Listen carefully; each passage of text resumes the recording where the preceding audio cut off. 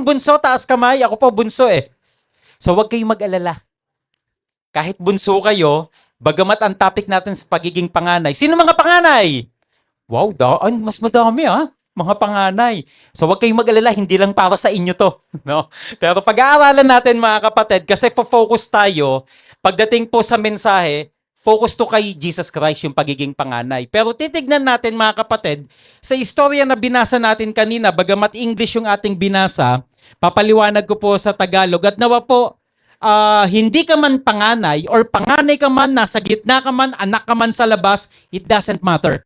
Pagdating sa covenant ng Panginoon sa pagiging panganay, sakop po tayong lahat nito. Sino yung mga sakop dito? Ito po yung mga taong mananampalataya sa Panginoon, magtitiwala sa Kanya at tatanggap at sasayo yung karapatan, yung pagpapala, pribilehiyo bilang panganay na anak ng ating Diyos. No? So purihin ng Panginoon. Tignan po natin yung background ng ating story. So, nasa series message po tayo mga kapatid at nawa po at hanggang November matapos ko yung Book of Genesis. Kasi pagdating ng December, magkakaroon tayo ng series na message about Kapaskuhan na naman mga kapatid. At January, ayan na po, the great turning point yung ating tema. So, nakay Jacob. Pagkatapos kay Jacob, kay Joseph na. So, tingin ko po matatapos natin yung Book of Genesis hanggang this November mga kapatid. At kung hindi man, tatalon tayo ng konti sa Exodus kapag natapos natin yung Book of Genesis. So after po ni Abraham, pagkatawag kay Abraham, tandaan po natin ang Book of Genesis, ang pinaka-summary niya, meron siyang 4 events. Ang 4 events, creation, the fall of man, the Tower of Babel, and the flood. Yan po yung great events sa Genesis. At merong tinatawag na 4 patriarchs or the great patriarchs. Bagamat marami pong tauhan sa Book of Genesis, ito pong 4 na patriarch o leader ng mga clans, sila po yung merong pinakamahabang istorya sa Book of Genesis, kaya tinuturing silang patriarch from Genesis 12 to Genesis 15. At sino-sino po sila? Abraham, Isaac, Jacob, and Joseph. So na kay Jacob na po tayo. So ngayon po, titignan po natin yung kapanganakan ni Jacob, pero merong umextrang isa. Si Esau, no? Kaya Esau, no? So ang sabi dito sa Genesis 25, mga kapatid, tignan nyo ang sabi dito, at the age of 40, nag-asawa si Isaac at si Rebekah. Pero, nanganak po si Rebekah at the age of 16 na si Isaac nung pinanganak tong si Esau at si Jacob dahil baog si Rebekah. Tingnan nyo mga kapatid si Abraham, yung asawa niya ay si Sarah, baog din. Diba napag-usapan natin yan? At matanda na sila. Nung ipinangako ng Panginoon, okay, manganganak yung asawa mo, sa susunod na taon, babalik ako, magdadalang tao yan. Pero sa Genesis 12, yun din yung pangako ng Panginoon. I will make you into a great nation, people will be blessed through you, at dahil sa kaisa-isa mong anak, dadami ang iyong salin lahi. So dahil po sa pangako ng Panginoon, pinaghilom ng Diyos yung pagiging baog ni Sarah at gayon din sa ating istorya. Si Isaac na nampalataya sa Panginoon and he prayed. Both Rebekah and Isaac prayed to the Lord at sa pag-aantay po for 20 years and praying, nag-conceive si Rebekah. At dito po sa pag-conceive ni Rebekah, hindi niya maintindihan yung sarili niya. Bakit ganito? No, yung kanyang pakiramdam dahil meron daw pong 2 nation, 2 bata sa sinapupunan niya, kambal. Sino yung kambal dito? Si Chloe may hindi ba? Si ano pala, no, yung isa. Sino po may kakambal dito? Wala? Okay. So ang sabi dito, nanalangin si Isaac at si Rebekah. Sila po ay lumapit sa Panginoon at ang sabi ng Panginoon dito sa verse 22, the children struggled together with her and she said, if it is to be this way, why do I live? So she went to inquire of the Lord and the Lord said to her, 2 nations are in your womb and 2 peoples born of you shall be divided. The one shall be stronger than the other. The elder shall serve the younger. So mga kapatid, ang sabi dito, may dalawa kaya ka nag-i-struggle. No? Pero ang kagandahan, si Rebecca nahihirapan. So mga nanay, alam niyo po yan, kahit nga isang sanggol lang yun nandyan, ang hirap na. For 9 months, dadali niyo at lalo na po ito, kambal po. At ang sabi dito, nung araw ng panganganak, no, binigyan ng comfort ng Diyos si Rebecca at sila po, si Rebecca po ay nanganak. At ang sabi dito, pinangalanan na Esau, yung panganay, na ang ibig sabihin ay red or pula, at siya po ay naging mighty hunter. Siya po ay man of the field, wild and restless. Tignan niyo po mga kapatid sa kanilang personality at sa kanilang pangalan, meron na po tayong merong hint na makikita dito. While Jacob, tignan nyo, pinangalanan siyang Jacob, nang ibig sabihin deceiver. Mandurugas. Si Jacob. Pero, meron siyang magandang karakter. Meron siyang magandang karakter kahit siya po ay mandurugas. Totoo po mga kapatid, si Jacob po minsan nandugas. But the Lord redeemed him. Kasi yung pandurugas niya, ginawa niya because of faith. Pero mga kapatid, wag natin gagamitin niya, mandutugas ako dahil sa pananampalataya. No, wag ganon. Iba to, mga kapatid, iba yung istoryang ito. So ang sabi dito, si Jacob po, siya po ay naging dweller in the tent. He is upright, steady, domestic with moral habits. Tapos may favoritism dito mga kapatid. Favorite ni Jacob, si Esau, samantalang si Rebecca, favorite niya si Jacob. At ang kagandahan dito, may prophecy na ang Panginoon. Mga kapatid, may prophecy na ang Panginoon, yung kinanta natin kanina. Ano yung una nating kinanta? Your grace is enough, sabi doon. Tapos merong bahagi doon ako na nabasa kanina sa kinanta natin, the weak shall lead the strong. Actually, nandito po siya. Yung kinanta natin nandito. Tingnan nyo the one shall be stronger than the other. The elder shall serve the younger. Andito po siya. Kasi kung tutuusin, si Jacob, mahina siya physically. Si Esau, kasi hunter siya, talagang malakas. Taong bahay lang si Jacob At dahil favorite siya ng kanyang ina, magaling sa gawaing bahay si Jacob. No, magaling siya sa gawaing bahay. Kaya ang sabi dito, sa Genesis 25 verse 23, why the weak became stronger and the elder served the younger? Dahil po sa birthright, mga kapatid. Dahil po sa birthright. Tignan po natin yung covenant and blessing of the birthright. Kapag tinignan natin mga kapatid, kapag kambal, magkaedad yan sa sinapupunan. Pero kadalasan po kung sino yung unang lumabas, siya ang panganay. Siya ang panganay. Pero titignan natin mamaya, kahit bata pa lang si Jacob, hindi siya nagpapatalo. Actually, kung tutusin si Jacob, gusto niyang sabay na lumabas sa panganay. Kaya lang hindi pwede yun. Di ba? Kailangan pa isa-isa lang. Pero mamaya titignan natin yung versikulo. Ngayon tignan natin mga kapatid. Sa mga panganay sa atin, di ba naranasan nyo kapag panganay ka, you are strong, nasa iyo ang sense of responsibility, ikaw ang inaasahan, ikaw dapat ang titingin sa iyong mga nakakabatang kapatid at lagi kang kapartner ng tatay mo. Okay? Pero tignan po natin yung kakaibang istorya na nangyari because of birthright. Okay, so tignan po natin. May 3 punto lang tayo dito mga kapatid. Kadalasan po mga kapatid, kapag sinabing birthright o yung karapatan bilang panganay, kadalasan po ang Panginoon, sinabi niya na ang panganay para sa kanya. Panganay na hayop, panganay na mga anak, para sa kanya to. Set apart. Pero hindi rin natin maitatanggi na hindi porkit panganay, hindi ka napipiliin ng Panginoon.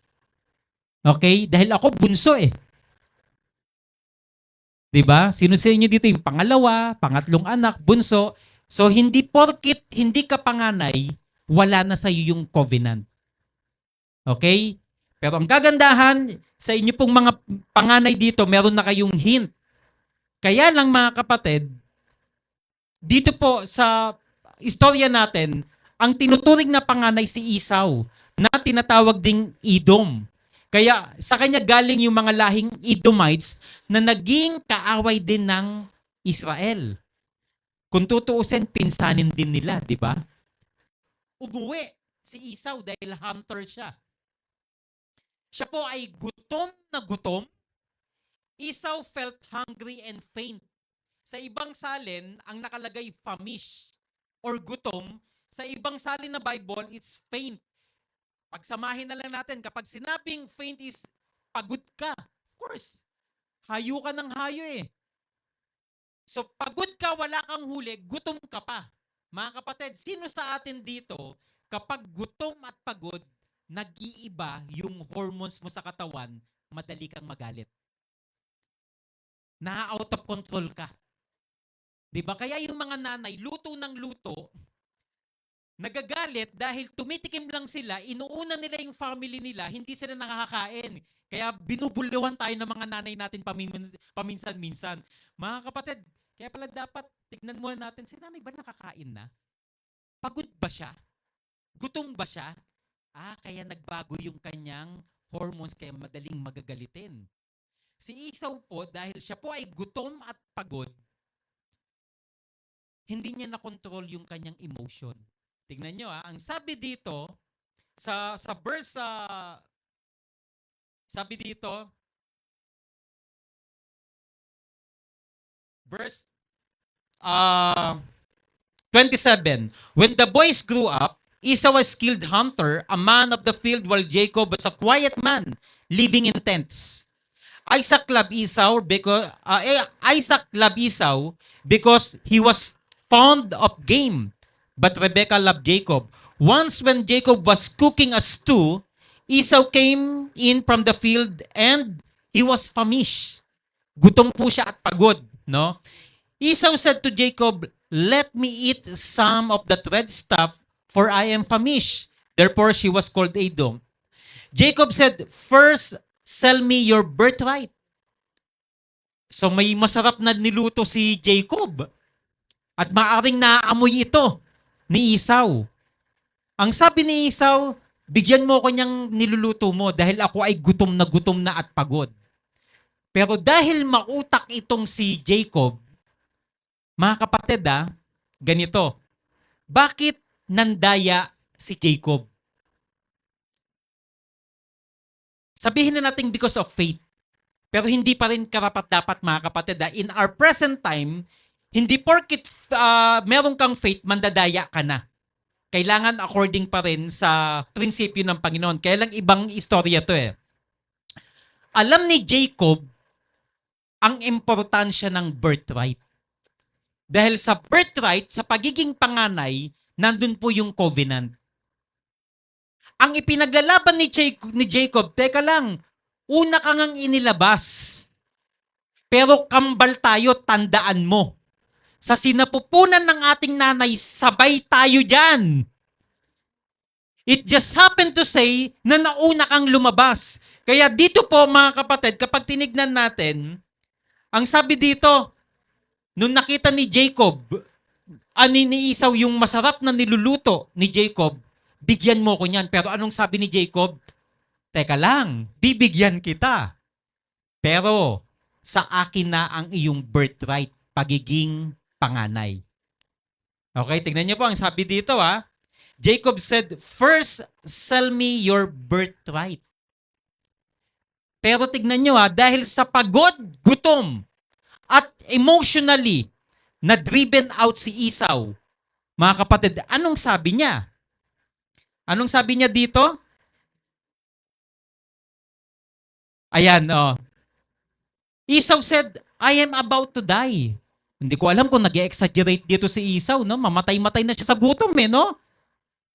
Of what use is a birthright to me? Anong silbi nito sa akin? para sa kanya, ang importante sa araw na yon, pagkain. Kaya dito mga kapatid, Esau proscribed the birthright because of food, because of emotion. Dahil pagod at gutom siya, nawala lahat, he despised the birthright. Kung tutusin mga kapatid, sino ba ang nireject ni Esau? Si Jesus Christ. Dahil mamaya sa point number 3 natin, makikita natin, the birthright signifies about the Lord Jesus Christ. Ano nangyari dito? Hindi pinanghawakan ni Esau yung Genesis 3:15. Si Jesus Christ dadating through virgin birth. Kapag virgin birth, panganay.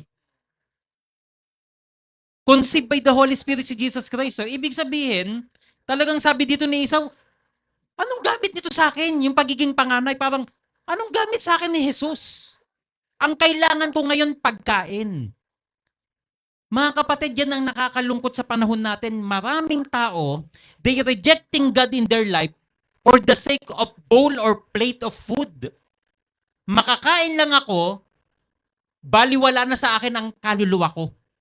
Ang importante yung physical. Ganyan po ang nangyari sa Genesis 3:6. Inoferan ng konti ni Satan si Adam and Eve. 'Di ba? Sabi din, hindi bawal 'yan. Makakain nyo yan. Para kayong magiging Diyos. Tapos, nung tumitig si Eva sa ipinagbabawal na bunga, anong sabi doon? Mukhang masarap nga. Nawala na yung essence of covenant. Nabuhay sila by sight, hindi na by faith, by food, by emotion. Ganito ang nangyari kay Esau, mga kapatid. At anong sabi dito? Pinagbili niya in a bowl or a plate of food yung covenant si Jesus. Mga kapatid, maaring isang meal lang yung ma-skip ni Esau. Pero pinagpilit niya yung isang skip na meal. Sabi dito, no, isang bowl or plate of food kapalit sa Panginoon ang pinagpalit. Nakita niyo mga kapatid, maraming mga tao ganyan ang tingin ngayon. Mga kapatid, nung nauso yung milk tea, yung samgyup, tsaka yung mga magagandang pagkain, may mga nakikita ko sa Facebook, may milk tea dito sa BGC na super sarap. Nung nag-open siya, alam niyo, ang daming mga tao, pila galing sa iba't ibang lugar para lang makakain nun. Nung may nag-open ng ganitong pagkain na restaurant, dinayo. Bakit? Nagkikrave sila for food. Pero maraming tao, andyan na lang yung church. Ino-offer na si Jesus sa kanila, ayaw pa, eto na, isusubo na lang. They still rejecting kasi ang mga tao ngayon, nabubuhay na lang for food. Kaya gusto magkapera, bibili ng gusto. Nawawala yung covenant, mga kapatid. Dahil kung tutuusin, mga kapatid, ang covenant, hindi siya for sale. Si Jesus Christ, hindi siya for sale. Kailang mautak to si si Jacob, gutom ka, ikaw yung panganay, Paano nalaman ni Jacob yung importansya ng pagiging birthright? So mamaya sa point number 2, mga kapatid. So tandaan po natin, the gospel, Jesus Christ and covenant, hindi siya for sale. Ang word of God hindi for sale. Dahil ito ay grace. Kapag sinabing grace, it is a gift. It is free. Na ibinibigay sa atin, tanggapin lang by faith, pero nireject ito ni Esau. Mga kapatid, kapag ang church po natin may ino-offer na something about the Word of God, grab hold it. Grab hold it, mga kapatid. Wag niyong ipagpapalit ang Panginoon sa physical, sa food, sa mga tao, dahil galing sa Diyos ang lahat. galing sa Diyos ang lahat. Kung tutuusin, kung si Esau hindi niya pinagpalit yung birthright, makakakain pa rin siya. Hindi niya ipagpapalit ng Panginoon, papakainin siya ng Panginoon. So it is rejecting about Jesus Christ, mga kapatid. So ano yung reason?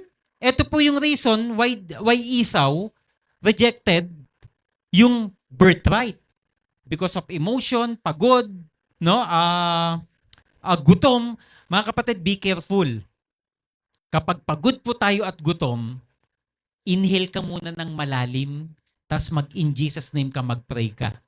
Kasi hindi pwede na yung mga tao na pinili ng Panginoon na nanampalataya, madidriven out ng emotion, ng gutom, ng pagod, ng physical things. Kasi may tendency na talagang ang mga tao pipiliin kung ano yung gusto lang ng katawan nila, hindi ng kanilang espiritu at kaluluwa.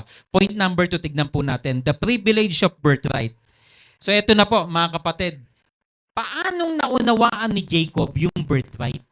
Paano naunawaan ni Jacob yung Genesis 3:15 about Jesus Christ is the firstborn?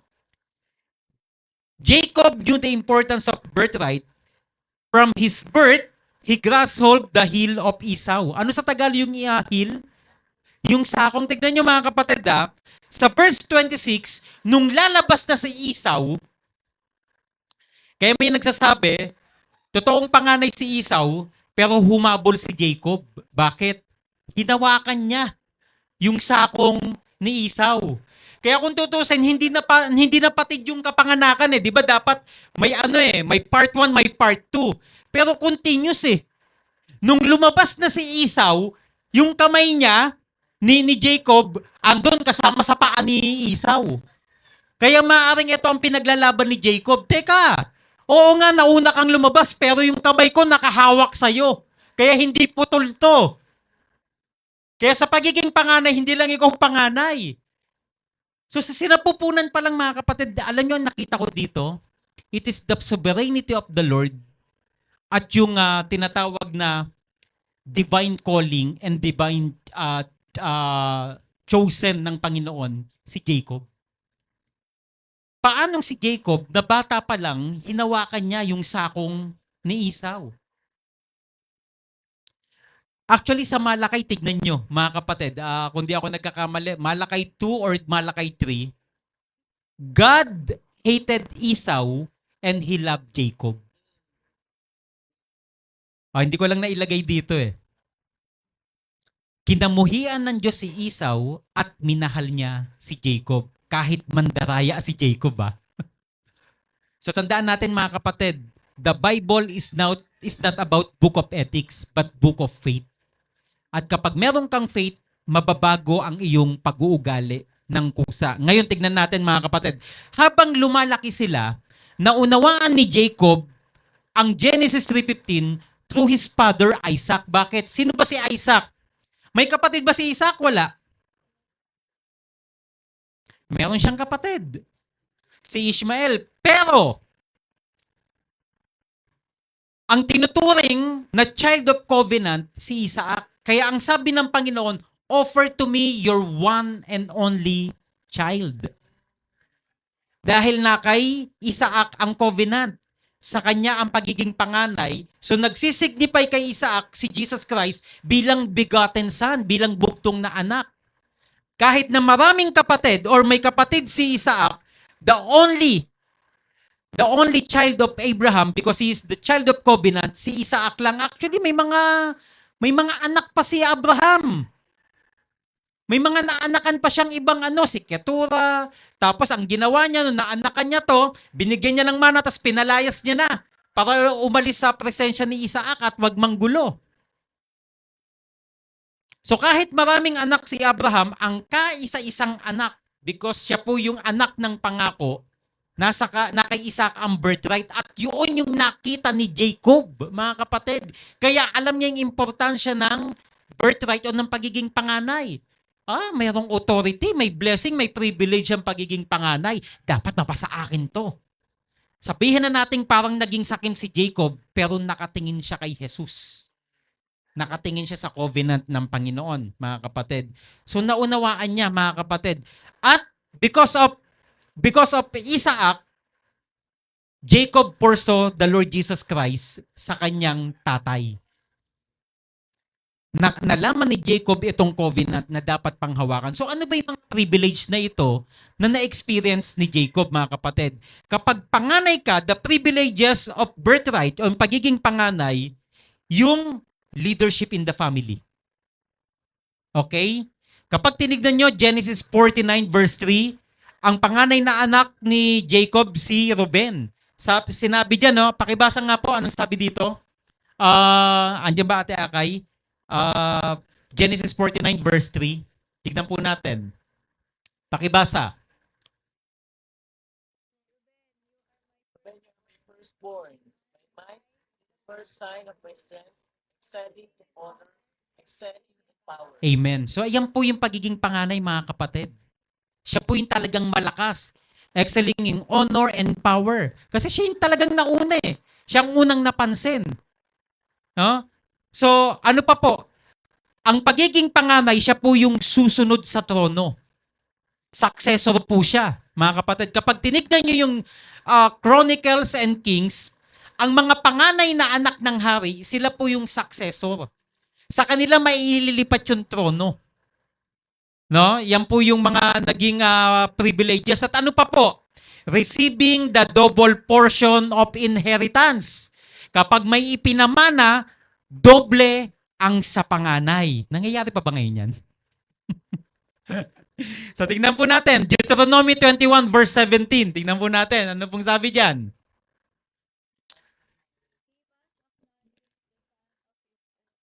Pakibasa, ready and read.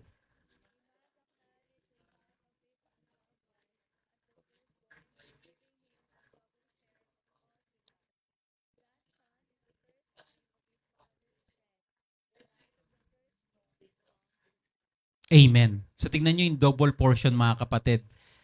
Kaya lang baka mamaya may tumataas ang kilay. Naku ha, si kuya, si ate ang may double portion ha. Huwag kayong mag-alala, mga kapatid. Dahil si Esau nahulog sa kasalanan. kaya nawala sa kanya ang pagiging panganay. So yung mga panganay na nandito, kapag nawala sa inyo yung covenant, mapupunta sa pangalawa, mapupunta sa pangatlo, yung inyong inheritance, no, mga kapatid. Dahil ganyan ang nangyari kay Esau. Pero ang kagandahan, ito po yung na-experience ni Jacob. Si Jacob po ang naging leader of the 12 tribes. At nung binasbasan ni Isaac, tignan nyo, mga kapatid, actually ilang beses dinaya eh. Nung mamamatay na po si Isaac, mga kapatid, matanda na siya, ibibless niya na eh. Narinig po ni sino yung nanay nila? Narinig ni Rebecca, no? Uy, yung tatay mo, ibibless yung kapatid mo, si kuya mo. At nagpapaluto. No? Tapos narinig ni Brother Ricky, double fortune, elder. Yung iba pang ari-arian, double fortune kay Brother Ricky. Naibalik na yung covenant kay Brother Ricky. Buti na lang naibalik. So mga kapatid, nung binilis po, no, sabi ni Isaac, matanda na, yung mata malabo na. Ay, pag-hunt mo ako ng yung masarap na hunting mo, tas ipagluto mo ko. Balbon po si si Isaac. Tapos nagsumbong ito. No, yung favorite niya ni Rebecca, si Jacob. Narinig ko ang iyong ama, dali. Ganito ang gawin natin. Magsuot ka ng mabalahibong goat. Tapos magluluto ako ng favorite niya. Tapos pagkaluto, lumapit ka, ikaw maghain. Tapos sabihin mo, ikaw si Esau, no? At ganun nga yung nangyari. So nung natikman nung anak niya, nung tatay niya, kaya lang sabi niya, ba't ganun? Boses ni Esau pero balahibo balat ni Jacob. Kinapa eh. Nagsiguro eh. Tapos ganito yung lasa ng pagkakaluto nung anak ko yung So nalito-lito si Isaac. So Esau, ikaw ba yan? Opo, ama. So binilis. Lahat nung blessing. Binilis ni Isaac. Sige, binilis na siya. So bago ako mamatay, sige na, lahat ng blessing nasa iyo na. Kaya hindi lang double portion yung na-receive ni Jacob, lahat-lahat. Nung eto na si Esau, ama, eto na yung aking na-hunting, eto na, niluto ko na. Taka ngayon yung tatay. Teka, sino yung lumapit sa akin? Pinakain ako. Galit na galit ngayon tong si Esau. Alam nyo, maiyak-iyak po si Esau. Maasa na yung pagpapala. Kasi importante po mga kapatid, sa sinaunang panahon, yung ibibless ka, ililay hands ka, i-declare yung blessing. Kasi magaganap talaga yon. Mga nanay, mga tatay, is very important. The covenant to bless your children habang tulog, kahit tulog yan. Kapag matitigas yung ulo, hindi nyo mahagilap. Habang tulog, ilay hands nyo, puntahan nyo sa kwarto. By covenant, talagang ilay hands nyo, declare nyo yung covenant ng Panginoon. Kapag nakikita nyo may katigasan yung ulo ng mga anak nyo, hindi nyo maaapuhap sa bahay, habang tulog, puntahan nyo sa kwarto. I-bless nyo sila. Napaka-importante nun, mga nanay, mga tatay. So, ang nangyari mga kapatid, hindi lang double portion yung na-receive ni Jacob. So, naging successor siya ng kanyang tatay na si Isaac. At ang kagandahan mga kapatid, dahil na-bless po si Jacob ni Isaac ng sobra-sobra, ganun din yung ginawa niya sa chapter 49 ng Genesis. Lahat ng anak niya, binibless niya. So kapag nabibless ka pala dapat, ibibless mo rin yung iba. So ganito po ang nangyari kay Jacob mga kapatid. He experienced everything. He became the leader of the 12 tribes. He succeeded Isaac as the patriarch and he received so much blessing and became the blessor. Hindi lang siya tanggap ng pagpapala, siya po ang nagpala na mga kapatid. So ito po yung privilege ng pagiging panganay. Pero take note, ito po yung pinaka-importante sa lahat mga kapatid. Point number 3, the power of the birthright. Kaya kanina tinanong ko sa inyo, sino ang panganay, sino ang bunso, hindi na po importante. Kapag na kay Kristo ka, kapag nasa iyo yung covenant, the birthright, the power, the privilege of the Lord Jesus Christ is in you. Kaya pwede kang mag-stand as a leader, as a successor, at maging blessing sa ibang tao. Ito po yung pagiging panganay, mga kapatid. So tignan po natin. The power of the birthright, Jesus is the person and the power of the birthright. Okay? So paano natin makikita? Si Jesus Christ po, sabi sa Colossians 1:15-17, He is the firstborn of all creation. Alam niyo maraming hindi nakakaunawa ng Colossians 1:15-17. Kaya ang sinasabi nila si Jesus Christ, tao lang, kasi created being daw siya. No! Kapag tinignan nyo sa Colossians 1:15, He is the firstborn of all creation. Hindi siya, sabi diyan, firstborn of all creation. Hindi siya created being. So tignan po natin. Verse 15, pakibasa po. Ready and read.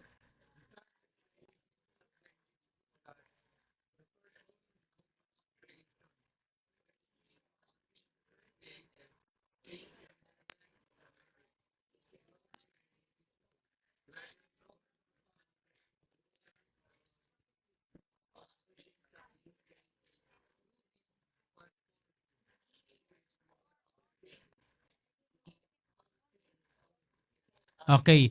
Mga kapatid, papaanong magiging creation ang Panginoon kung ang sabi dito, He is before all things. And through Him, all things were created.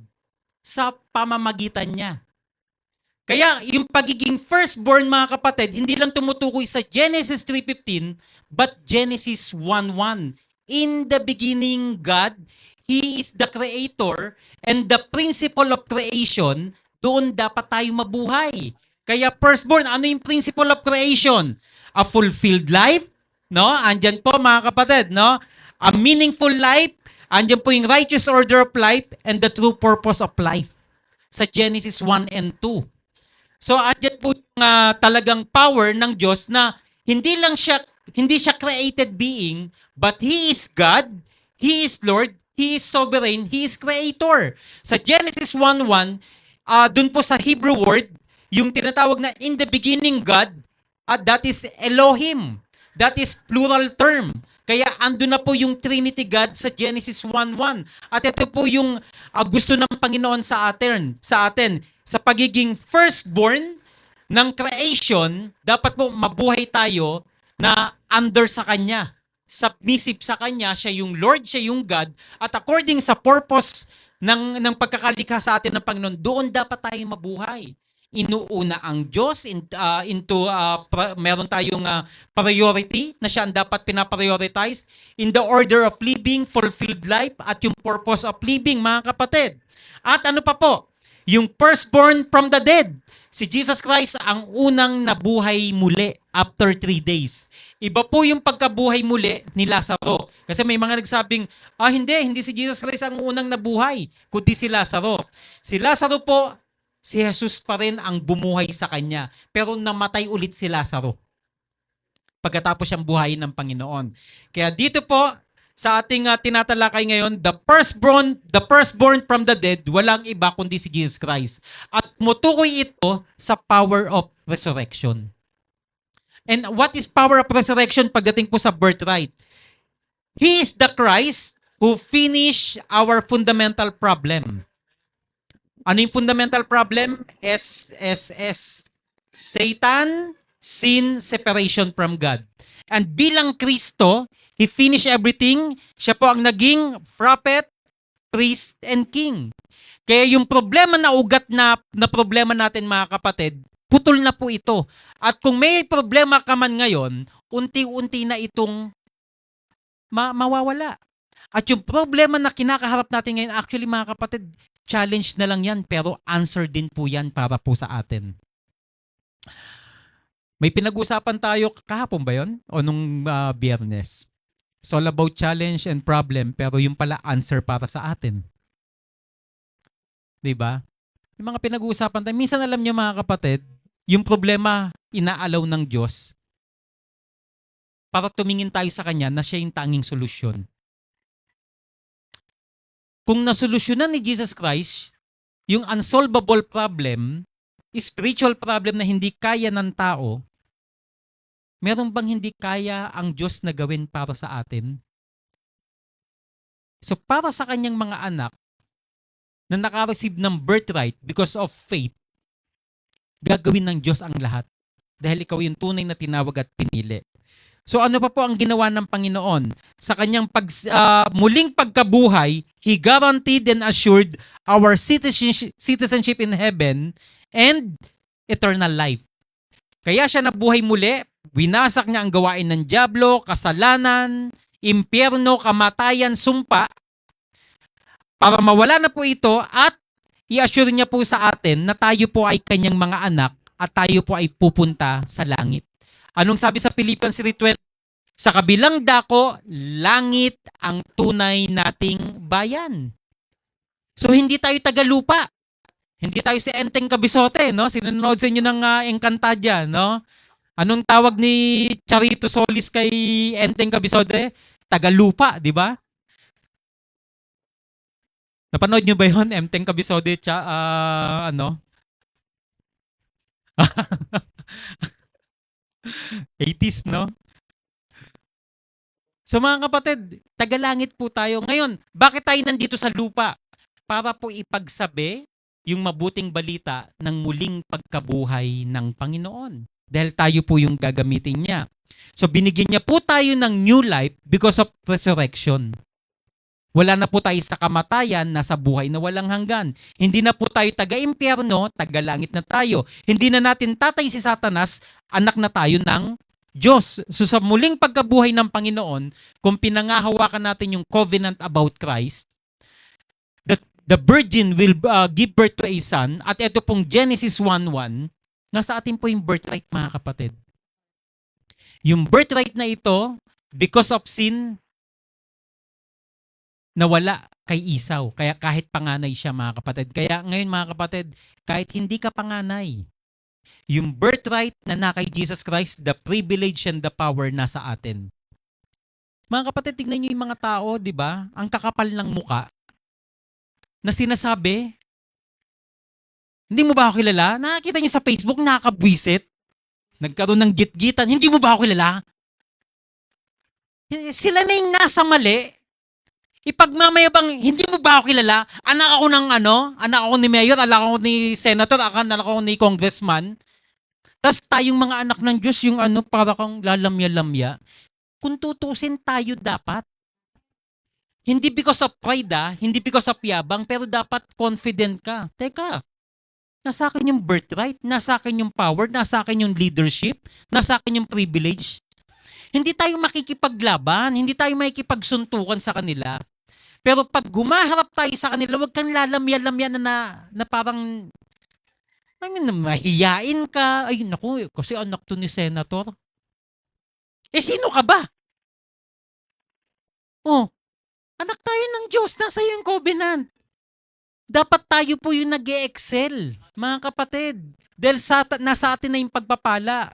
We should bless others. Mga kapatid, ito po yung challenge and conclusion natin. So katulad ng sabi ko, kahit hindi ka panganay, kahit illegitimate ka man, kahit bunso ka man, kapag mananampalataya ka, tinanggap mo ang Panginoon sa buhay mo, nanampalataya ka sa Panginoon, yung birthright, yung pagiging panganay na sa'yo. So, huwag kang lalamya-lamya, huwag kang parang nagse-self-pity, na parang wala kang kwentang tao, nasa iyo yung Panginoon eh.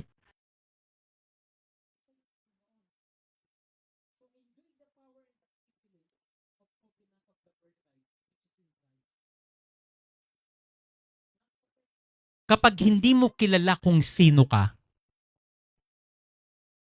mag-wonder ka. Gagawin mo yung mga bagay na hindi dapat. Pagkakain niya ng pagkain, uminom, bumangon, nag-wonder ulit. Kapag hindi mo alam yung birthright, the covenant of Christ, mag-wonder ka lagi at mabubuhay ka ayon sa sarili mo na ikakapahamak mo. Kakapahamak mo mga kapatid. That's why it's very important yung life and power na kay Jesus nasa iyo. Kaya dun sa Genesis 1:27 and 28, para magampanan natin yung will, plan of God, binigay sa atin yung life and power. Kasi kung wala kang power, hindi mo magagawa yung purpose, the will, and plan of God for you. Kailangan may power ka, pero kailangan nasa iyo rin siya para meron kang buhay. So mga kapatid, paghayo natin sa labas, dapat makikita tayo ng ibang tao. Uy, anong meron sa taong to, ba't parang kakaiba? Hindi nila maintindihan kasi nasa loob natin yung covenant ng Panginoon. Pero dapat nagre-reflect din sa ating physical na nakaanyuan na we are unique people, mga kapatid. You have the great privilege and power within the Lord Jesus Christ. Minsan itong nawala kay Esau, of course, di na naibalik. Sayang, mga kapatid. So, I bless you mga kapatid, nawa po mag-stand kayo na nasa inyo yung birthright ng Panginoon. The power of resurrection and the principle of God's creation. Doon tayo mabuhay mga kapatid. Be powerful mga kapatid. No? Take a lead. Be a successor. Be a blessing para sa ibang tao. Tayo po'y manalangin. Amin dakilang Diyos, we thank you, Panginoon, sapagkat napaunawa nyo sa amin yung importansya ng pangako tungkol sa pagiging panganay na anak. Lord, marami pong mga tauhan sa Biblia, kahit bunso sila, Panginoon, ginamit nyo. Just like David, Moses, Panginoon, and other people na hindi panganay. Ibig sabihin, Panginoon, in our present time, pumipili kayo kahit hindi panganay, basta ito po yung mga taong pinili nyo, natatanggap sa inyo, na mag-i-stand because of your faith, because of faith na binigay nyo and because of the covenant, Panginoon. Kaya Panginoon, tulungan nyo kami to take the lead in this generation, Panginoon, na ibinabahagi yung covenant nyo at magiging mapagpala kami sa ibang tao kung paanong pinagpala nyo kami. So we thank you for the power of resurrection sapagkat dahil dito, meron na kaming buhay na walang hanggan, Panginoon, at tinalo nyo na ang lahat ng gawain ng dyablo, ng kasalanan sa aming buhay, Panginoon. Panginoon, tagapagmana rin kami kasama nyo, Panginoon. Kaya we thank you for this spiritual inheritance na binigay nyo Dito kami lagi tumingin. Hindi sa physical na bagay, hindi sa pagkain, kundi sa inyo lamang po. Dahil alam po namin, everything is in you, Panginoon. Kaya kayo lamang po ang tignan namin because you are the true the person of the birthright, Panginoon, na nasa amin. Muli, Panginoon, tinataas ka po namin at pinasalamatan sa pangalan ni Jesus.